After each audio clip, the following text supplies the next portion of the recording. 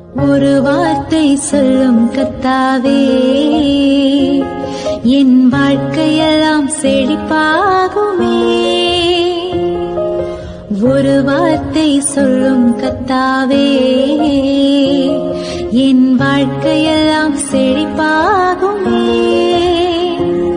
ஆண்டவராகிய இயேசு கிறிஸ்துவின் இனிதான நாமத்திலே ஒரு வார்த்தை சொல்லும் கர்த்தாவே என்ற தியான நிகழ்ச்சிக்கு உங்களை அன்புடன் வரவேற்கிறோம்.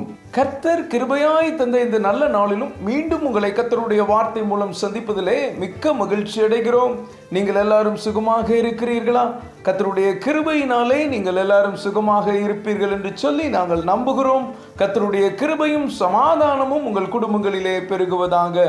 கடந்த நாளிலே கேள்வி நேரத்தில் கலந்து கொண்டு பதில்களை அனுப்பி கொடுத்த அனைத்து கர்த்தருடைய பிள்ளைகளையும் இயேசு கிறிஸ்துவின் நாமத்திலே வாழ்த்துகிறோம். கர்த்தர் உங்களை ஆசீர்வதிப்பாராக. நீதிமொழிகள் 24 அதிகாரம் 16 வசனம். நீதிமான் 7 தரம் விழுந்தாலும் திரும்பவும் எழுந்திருப்பான், துன்மார்க்கரோ தீங்கிலே இடருண்டு கிடப்பார்கள். கிறிஸ்துவுக்குள் மிகவும் அன்பான தேவனுடைய பிள்ளைகளே, கர்த்தர் இந்த நாளிலும் நமக்கு தரும் ஆசீர்வாதமான வார்த்தை என்னவென்றால், நீதிமான் 7 தரம் விழுந்தாலும் திரும்பவும் எழுந்திருப்பான். எவ்வளவு அருமையான வார்த்தை பாருங்கள். இந்த உலகத்தில் விழுந்து போகாத மனிதனோ மனுஷியோ கிடையாது. ஆனால் விழுந்த அதே இடத்தில் விழுந்தே கிடப்பதுதான் தவறு. எழுந்திருக்க வேண்டும். ஏசாயா 52 அதிகாரம் 2 வசனம் இப்படியாக சொல்கிறது, தூசியை உதறிவிட்டு எழுந்திரு, எருசலேமே வீற்றிரு, சிறைப்பட்டு போன சீயோன் குமாரத்தியே உன் கழுத்தில் உள்ள கட்டுகளை அவிழ்த்து விடு. என கண்பான தேவனுடைய பிள்ளைகளே, தூசியை உதறிவிட்டு எழுந்திருங்கள்.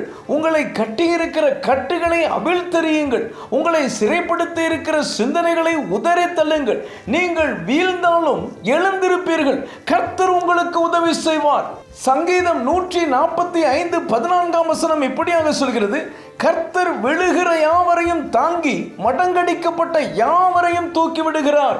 இந்த கர்த்தருடைய வார்த்தையை கேட்டுக்கொண்டிருக்கும் என கண்பான தேவனுடைய பிள்ளைகளே, விழுந்து விட்டோமே என்று கவலைப்படாதிருங்கள். கர்த்தர் உங்களை தாங்குகிறார், உங்களை கரம் பிடித்து தூக்கி விடுகிறார். அவர் நீதிமானை ஒருபோதும் தள்ளாட விட மாட்டார்.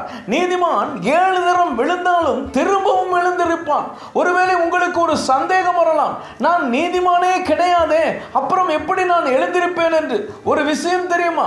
என்றைக்கு நீங்கள் ஆண்டவருடைய திரு ரத்தத்தால் கழுவப்பட்டீர்களோ, ரட்சிக்கப்பட்டீர்களோ, அன்றைக்கே கர்த்தர் உங்களை நீதிமான்களாக மாற்றிவிட்டார். அவருடைய பிள்ளைகளாகும் அதிகாரத்தை கொடுத்து விட்டார்.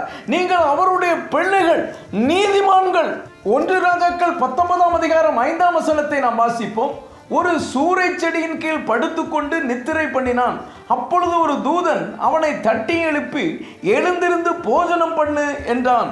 வானத்திலிருந்து அக்கினியை இறங்கச் செய்து வல்லமையாய் ஊழியம் செய்த எலியா தீர்க்கதரிசி இப்பொழுது ஒரு சூரை செடியின் கீழ் படுத்து உறங்குகிறார்.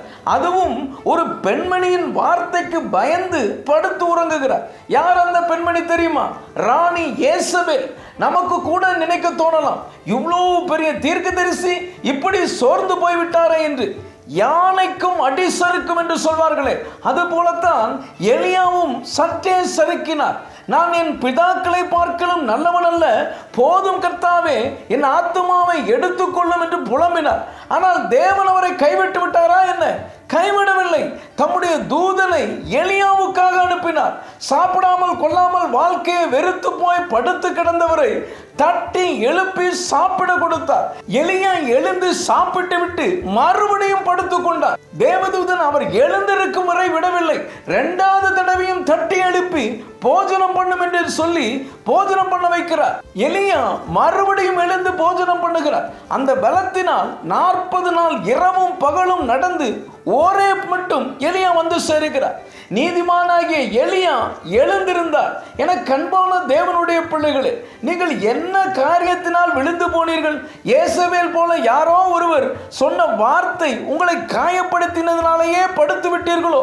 அல்லது வியாபாரத்தில், ஊழியத்தில், வேலையில், படிப்பில் தோல்வி ஏற்பட்டதினாலேயே துவண்டு விட்டீர்களோ? ஏதோ ஒரு தோல்வி உங்கள் மனதை பாதித்து விட்டதோ, இல்லை என்றால் ஏதாவது பாவத்தில் விழுந்து விட்டீர்களோ, அல்லது ஏதோ வியாதி உங்களை கீழே விழத்தள்ளி விட்டதோ, சோர்ந்து போகாதிருங்கள். தேவன் அருளும் தேவ பலத்தை பெற்றுக் கொள்ளுங்கள். நீங்கள் எத்தனை முறை விழுந்தாலும் எழுந்திருப்பீர்கள். கர்த்தரை மட்டும் விசுவாசியுங்கள். நீதிமான் 7 தரம் விழுந்தாலும் திரும்பவும் எழுந்திருப்பான். ஜெபிப்போம். அன்பின் பரலோக பிதாவே, இந்த நல்ல நேரத்துக்காய் நன்றியோடு உம்மை துதிக்கிறோம், உம்மை ஸ்தோத்திரிக்கிறோம். நீதிமான் 7 தரம் விழுந்தாலும் திரும்பவும் எழுந்திருப்பான் என்ற வார்த்தையின் மூலமாய் நீர் எங்களோடு பேசினதற்காக நன்றி தகப்பனே. இந்த வார்த்தைகளை கேட்டுக்கொண்டிருக்கிற எத்தனை பேர் சோர்ந்து போய் மனதிலே காயத்தோடு இருக்கிறார்களோ, உடைய பிள்ளைகளை நீர் தட்டி எழுப்பி எழுந்திருக்க செய்கிறதற்காக ஸ்தோத்திரம். உடைய பிள்ளைகளை நீர் திடப்படுத்துவீராக. இயேசுவின் மூலம் ஜெபிக்கிறோம் நல்ல பிதாவே. ஆமென், ஆமென். இன்றைய கேள்வி, ஏசபேல் எந்த தீர்க்கதரிசியை பயமுறுத்தினாள்? ஏ ஏசாயா, பி எலியா, சி எலிசா, டி எரேமியா. இந்த கர்த்தருடைய வார்த்தை உங்களுக்கு ஆசீர்வாதமாக இருந்திருக்குமேனால் தயவு செய்து லைக் பண்ணுங்கள். உடைய நண்பர்களுக்கும் உறவினர்களுக்கும் வாட்ஸ்அப்பில் இருக்கிற அனைத்து குழுக்களுக்கும் அனுப்பி கொடுங்கள். கர்த்தர் உங்களை ஆசீர்வதிப்பாராக.